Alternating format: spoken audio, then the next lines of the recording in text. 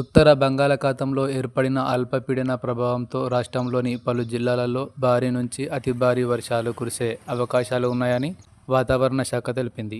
ఆగ్నేయ బంగాళాఖాతం వరకు కొనసాగుతున్న రుతుపవన ద్రోణి ప్రభావం కూడా ఉన్నట్లు వివరించింది.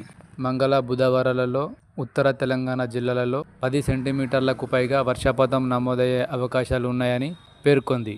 భద్రాద్రి కొత్తగూడెం, హన్మకొండ, జగిత్యాల, జయశంకర్, భూపాలపల్లి, కరీంనగర్, ఖమ్మం, మహబూబాబాద్, ములుగు, నిర్మల్, నిజామాబాద్, పెద్దపల్లి, రాజన్న సిరిసిల్ల, వరంగల్ జిల్లాలకు ఆరెంజ్ అలర్ట్ జారీ చేయగా ఆదిలాబాద్, జనగామ, కామారెడ్డి, కొమరంభీం, ఆసిఫాబాద్, మంచిర్యాల, మెదక్, నల్గొండ, సంగారెడ్డి, సిద్దిపేట, సూర్యాపేట, యాదాద్రి భువనగిరి జిల్లాలకు ఎల్లో అలర్ట్ ప్రకటించింది.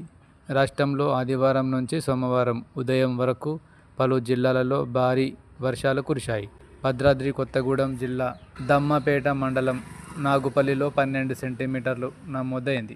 ఎస్వీ ఛానల్ను లైక్ చేయండి, షేర్ చేయండి, సబ్స్క్రైబ్ చేయండి.